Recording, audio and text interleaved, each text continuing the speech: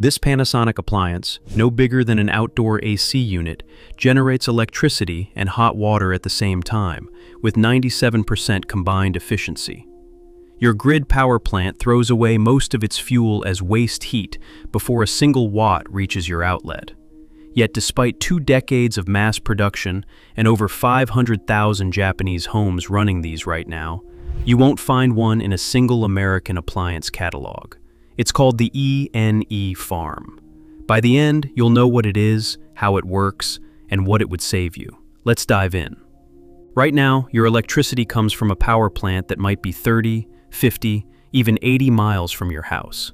That plant burns natural gas or coal, boils water into steam, spins a turbine, and sends voltage down the wire to your neighborhood. Sounds straightforward.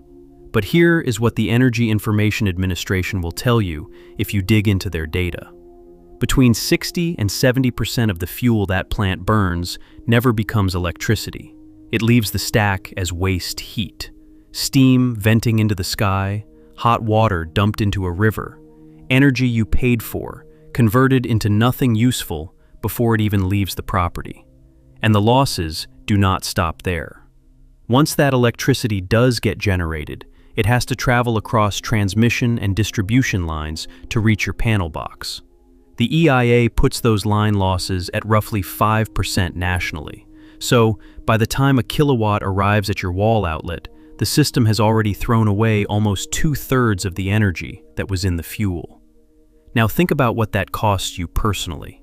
The EIA reported an average U.S. residential electricity rate of 16.6 cents per kilowatt hour in 2024. For the typical American household, that adds up to about $2,300 a year. But electricity is only half the story. The Department of Energy estimates the average household spends between $600 and $900 a year running a water heater. Add those together, and you are looking at somewhere between $2,900 and $3,200 every single year just to keep the lights on and the showers warm. 2 separate appliances, 2 separate fuel streams, 2 separate bills, and neither one captures a single watt of waste from the other.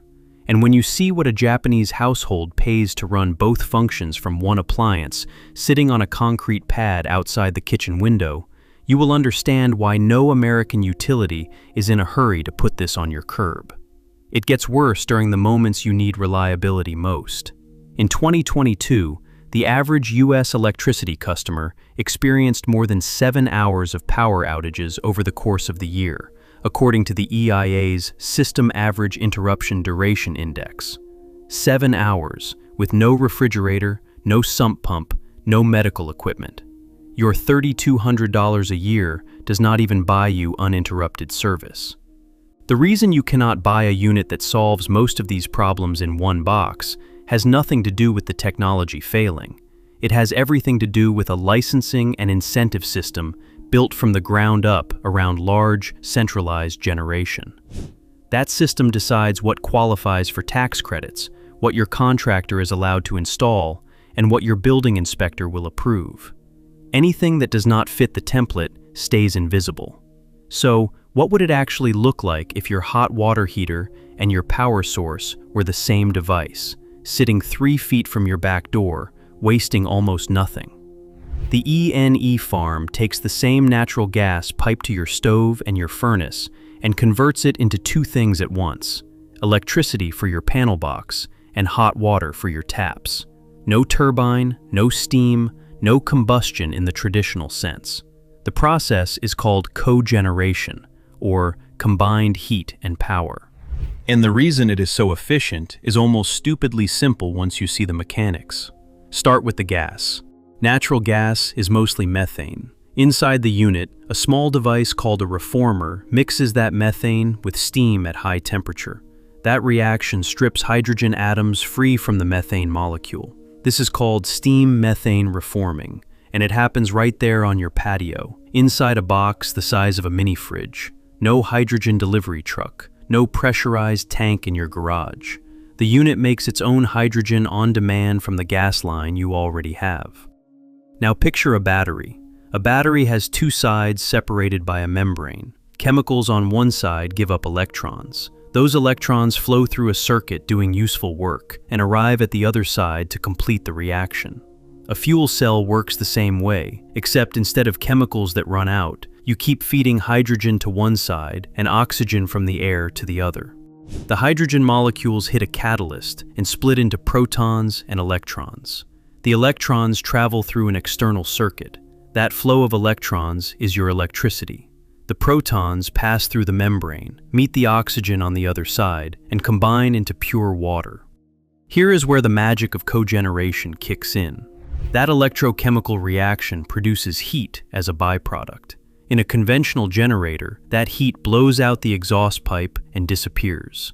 Think about your car on a summer day. The radiator dumps heat into the air, the tailpipe blasts more out the back, and all of that thermal energy is gone forever. Now, imagine you wrapped a water jacket around that engine and piped every degree of waste heat straight into your hot water tank. That is what the AnyFarm does. A heat exchanger captures exhaust heat at around 60 degrees Celsius and routes it into an insulated storage tank. Your shower, your dishwasher, your washing machine all draw from that tank. The Panasonic version uses a polymer electrolyte membrane fuel cell called a PEM. It operates at a lower temperature, starts up faster, and handles the stop-start rhythm of a household well. The Asian version uses a solid oxide fuel cell, or SOFC, which runs at a much higher internal temperature. That higher temperature gives it a slightly better electrical conversion rate, but it does not like being switched on and off quickly. Now, if you are thinking this is just a natural gas generator with a marketing department, engineers at Tokyo Gas ran head-to-head comparisons, and the difference is not subtle. A conventional gas generator converts maybe 30 to 35% of its fuel into electricity. The rest is heat that goes nowhere. The AnyFarm's PEM cell converts about 40% of the fuel into electricity. But then, the thermal recovery side captures another 57% as usable hot water. Add those together, and 97% of the energy in that natural gas is doing something useful in your house.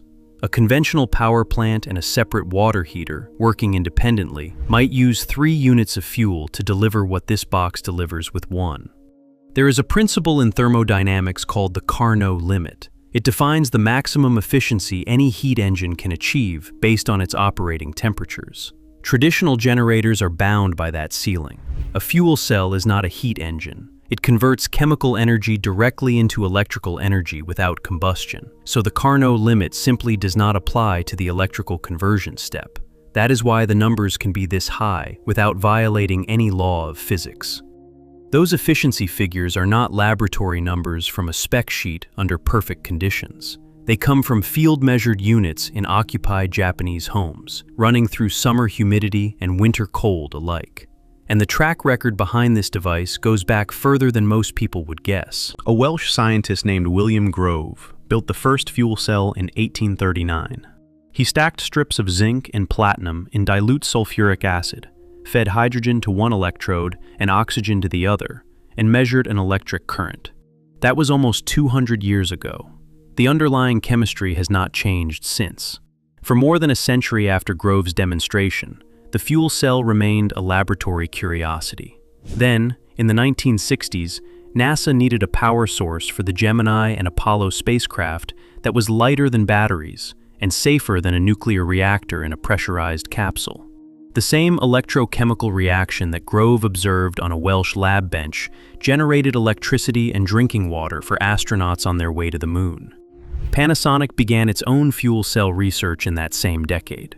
For 40 years, the company refined the membrane, the catalyst, the reformer, and the thermal recovery loop. By the early 2000s, the Japanese government's New Energy and Industrial Technology Development Organization, known as NEDO, decided residential fuel cells were ready for national deployment. NEDO launched a structured subsidy program in 2009, cutting the purchase price roughly in half for early adopters. The AnyFarm brand debuted the same year, as a joint effort among Panasonic, Aisin, Tokyo Gas, and Osaka Gas. It was not a startup's pitch deck. It was a coordinated national rollout, backed by 4 industrial giants and a federal agency. By 2024, Cumulative installations across Japan pass the 500,000 mark, according to data published by the Japan LP Gas Association. That is 500,000 paying customers who chose this appliance, had it plumbed into their gas line, wired into their breaker box, and have been living with it day after day. And yet, this device does not appear in a single US appliance showroom or a single utility rebate catalog. The technology cleared every engineering hurdle a generation ago. The barriers that remain are paperwork, certification stamps, and incentive structures that were never designed to recognize what this box does. Tokyo Gas publishes annual customer data for its ENE farm installations across the greater Tokyo metropolitan area. Their most recent figures show that a typical household saves roughly 130,000 yen per year on combined gas and electric bills. At current exchange rates, that is approximately $900 back in the homeowner's pocket every single year. Not from cutting back on hot showers, not from turning off lights, just from generating electricity and hot water in the same chemical reaction instead of buying them separately. The unit does not run around the clock at full blast. It operates for roughly 20 hours per day, and it learns. A built-in controller tracks the household's consumption patterns over time. It figures out that you shower at 6:30 in the morning, run the dishwasher at 8 in the evening, and draw almost nothing between midnight and 5. After a few weeks, the ENE farm adjusts its output curve to match your life. This is not a dumb appliance on a timer. It is a self-optimizing cogeneration plant the size of a filing cabinet, tuned to one household. Osaka Gas ran a separate field study and published the carbon dioxide reduction numbers. Their data shows an average reduction of roughly 1.3 metric tons per household per year, compared to drawing grid electricity and heating water with a conventional gas unit. That is about the same footprint as taking a gasoline car off the road for 3 months every year. And the homeowner did not change a single habit.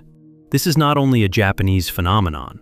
In Germany, Wiesmann sells the Vito Valor 300, a residential fuel cell built on the same solid oxide chemistry. Over 10,000 installations have gone in since 2014, supported by a federal subsidy through the KfW Development Bank. In South Korea, KEPCO and SK Eco Plant have deployed residential fuel cells into apartment complexes in Seoul and Gyeonggi Province, stacking units on rooftops and feeding co-generated power and heat into individual flats. 3 countries on 3 continents, all running the same fundamental process, all proving it works outside a laboratory. Some of the very first ENE farm units installed in 2009 are still running right now, 15 years later, approaching that 20-year rated lifespan with documented service records. Try finding a lithium battery bank or a rooftop inverter still performing to spec after 15 years of daily use. So, the obvious question hangs in the air. The technology is proven, the savings are documented, and the production lines are mature. Why has no one ever offered you one? Every gate between a Japanese factory floor and your back porch was built for a different kind of product, and nobody has rebuilt those gates. Start with the most basic barrier. Every appliance sold in the United States needs a safety certification from Underwriters Laboratories or the Canadian Standards Association. Without a UL or CSA listing, your building inspector will not sign the permit. Your homeowner's insurance will not cover it. Your gas company will not connect it.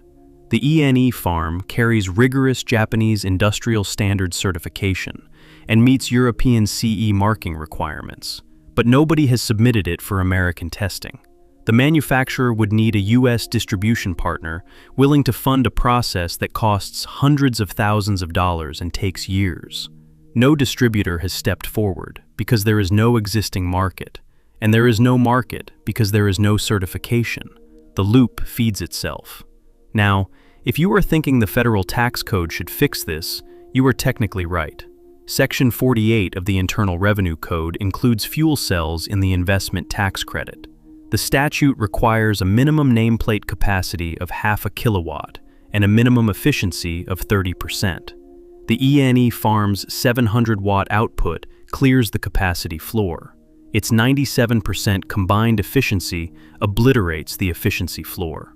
On paper, a homeowner who installed one should qualify for a credit worth up to 30% of the system cost. But the credit only applies to equipment installed by a qualified contractor using certified components. No UL listing means no qualified installation. No qualified installation means no tax credit. No tax credit means no financial incentive for any distributor to pursue the listing in the first place. The policy exists. The technology qualifies. The pathway between them does not. The structural misalignment runs deeper. 47 states have some form of net metering law, and those laws were written for solar panels. The premise is simple.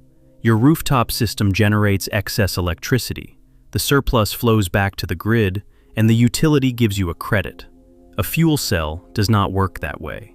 It generates electricity your home consumes on-site, in real time, matched to your actual load. It rarely produces a surplus large enough to export. Under net metering rules designed for solar, a fuel cell that eliminates most of your grid draw but sends almost nothing back gets zero credit. The incentive structure rewards overproduction and export. It does not reward efficiency and self-consumption. Then there is the contractor problem. In most states, HVAC work requires one license, electrical work requires another, and plumbing is a third. The E&E farm connects to your gas line, feeds electricity to your breaker panel, and pipes hot water to your storage tank. It crosses 3 trade boundaries in a single installation. No single licensed professional in most jurisdictions is authorized to handle all 3 connections.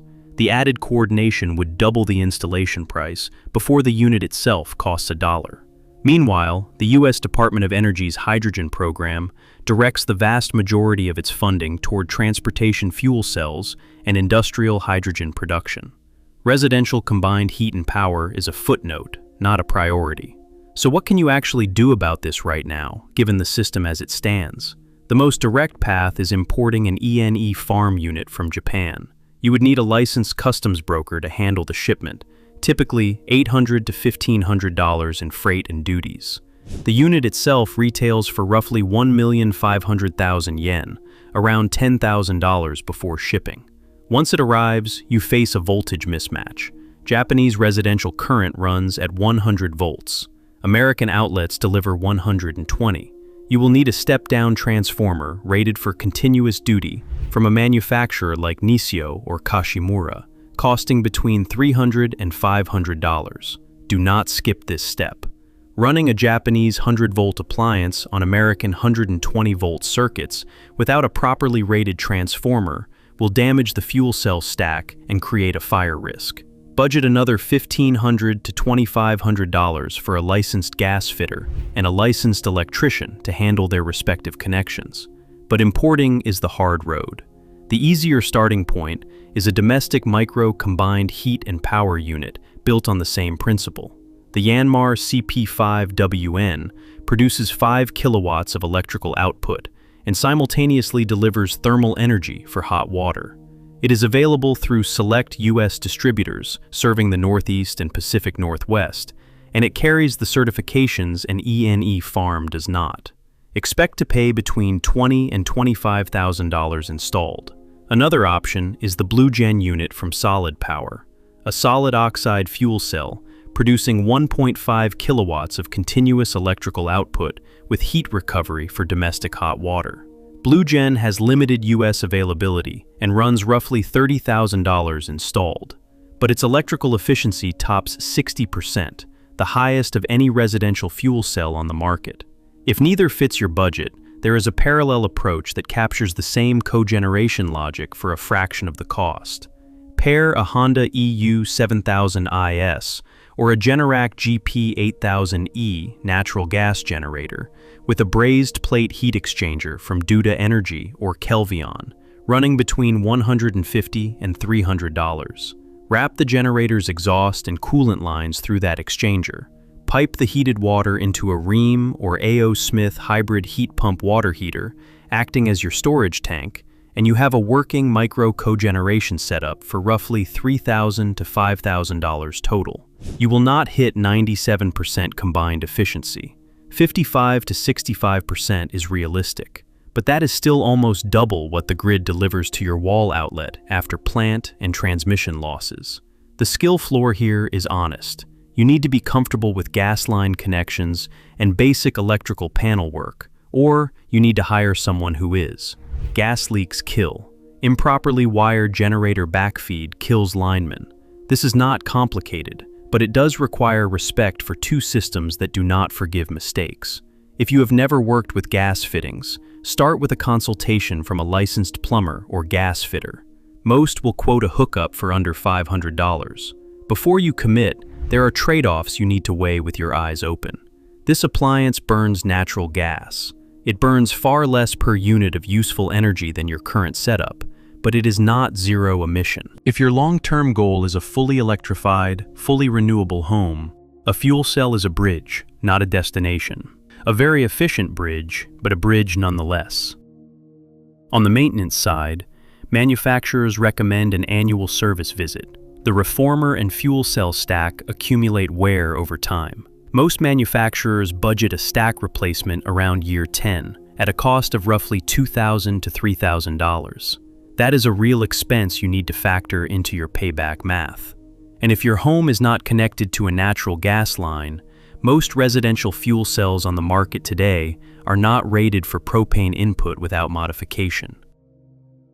None of these trade-offs erase the math. They just define the conditions under which the math holds. Right now, your household is spending roughly $3,100 a year buying electricity from a plant that wastes 2/3 of its fuel and heating water with a separate appliance.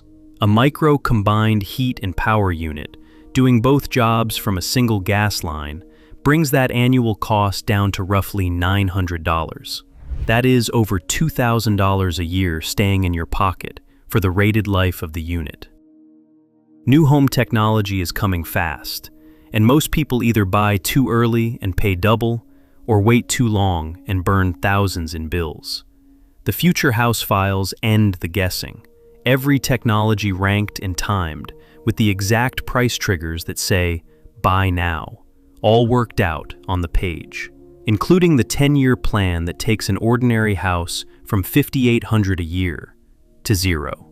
Scan the QR code and see it before they sell it to you. So here is my question for you. If you could install a natural gas fuel cell tomorrow that cuts your combined bills by 2/3, would you take that deal right now? Or would you hold out for a fully electric whole home system and keep paying full price until it arrives? Drop your answer in the comments, because I genuinely want to know which side of that line you land on. Subscribing and sharing is the single best way to help this channel keep pulling these breakdowns together for you. And if the idea of capturing waste heat has you thinking, the next video covers a system that stores thermal energy in ordinary cinder blocks for a few pennies a day, turning the cheapest building material on a job site into a heating battery that never degrades.